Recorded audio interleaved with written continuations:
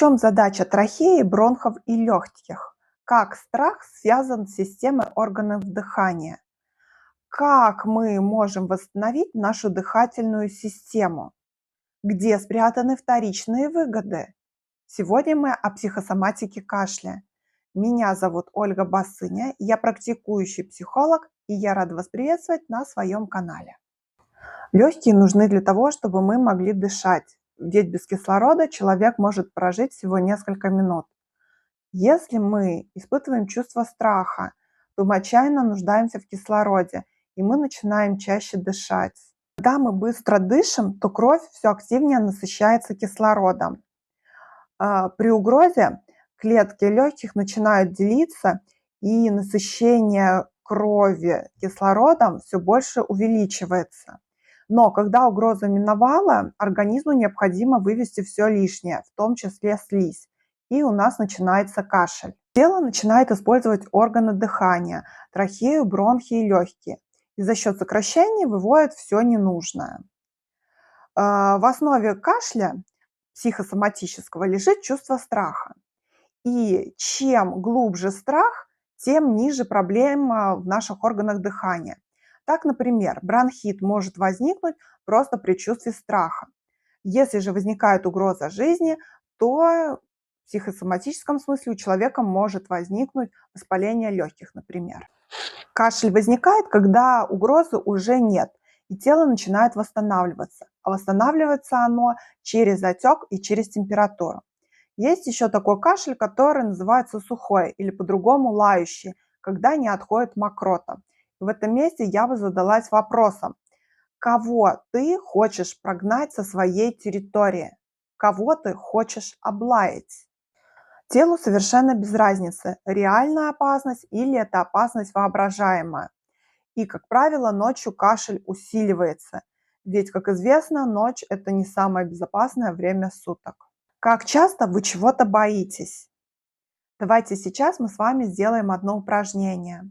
Мы закроем глаза, сделаем вдох через нос и выдох через рот. Еще разочек вдох через нос, выдох через рот. И отправимся путешествовать внутрь себя. Обратим внимание на свои органы дыхания, в том числе на наши бронхи. Почувствуйте их. Сейчас мы с вами отправимся в ваше детство. Итак, наше внимание на органах нашего дыхания, и мы отправляемся в наше прошлое.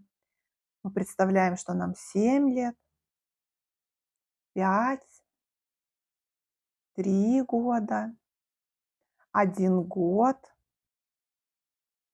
6 месяцев, 1 месяц, 1 день. Мы окажемся там, где ты только-только появился на свет, и делаешь свой первый вдох. Легкие наполняются кислородом, кислород поступает в кровь, и мир вокруг тебя очень безопасен. Сделаем вдох и выдох. Еще раз вдох и выдох. И с этим ощущением безопасности и здоровья мы отправимся в наше настоящее. Сейчас мы представим, что тебе 1 день от рождения, 6 месяцев, 1 год, 3 года, 5 лет, 7 лет. И сейчас каждый окажется в своем возрасте, в том, в котором вы находитесь прямо сейчас. И с вами оказывается ощущение безопасности и здоровья. И с этим ощущением мы сделаем вдох и выдох. И откроем глаза. Предлагаю вам сейчас сделать небольшую практику на работу со своим страхом.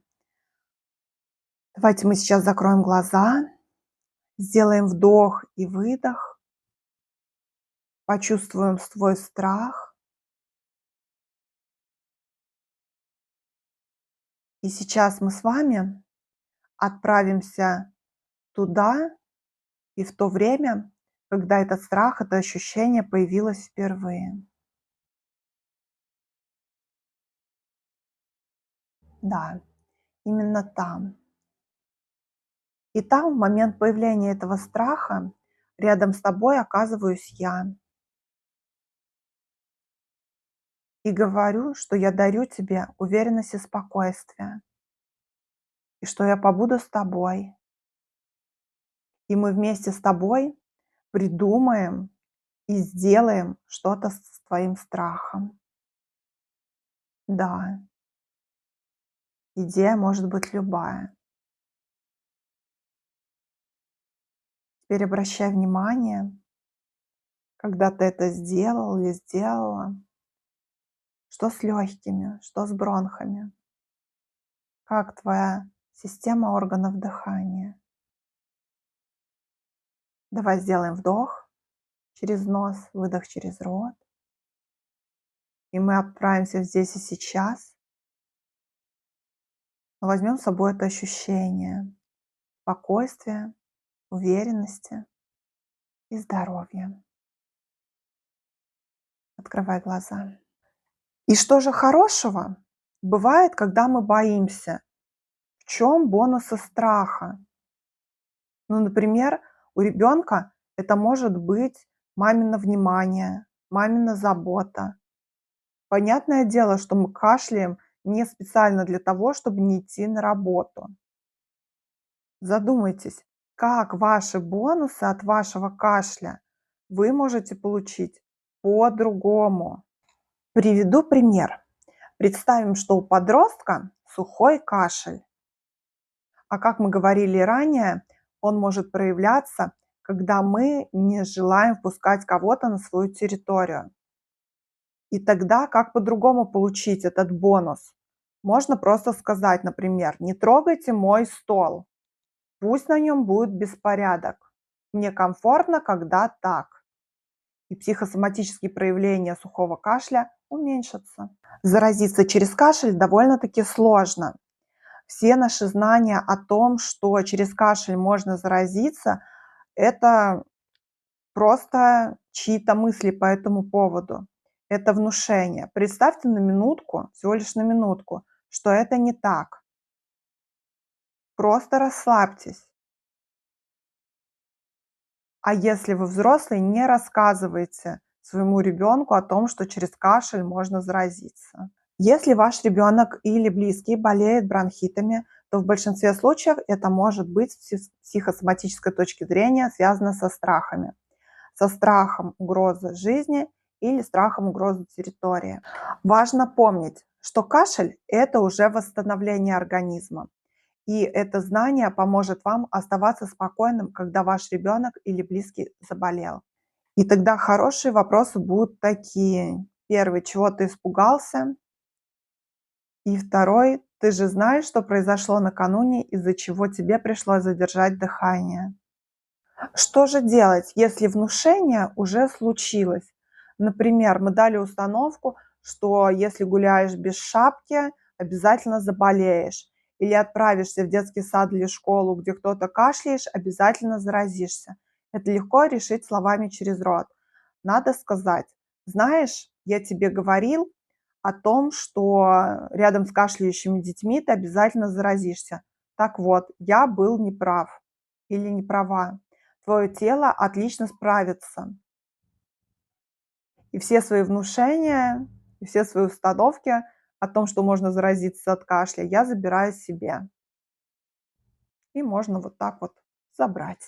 И каждый из нас в глубине души точно знает, что получает ребенок, когда он болеет.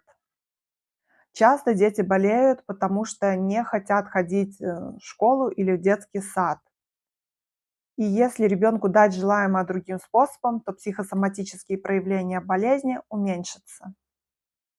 Например, своему ребенку-школьнику можно дать разрешение 1 раз в месяц, если он не хочет не ходить в школу.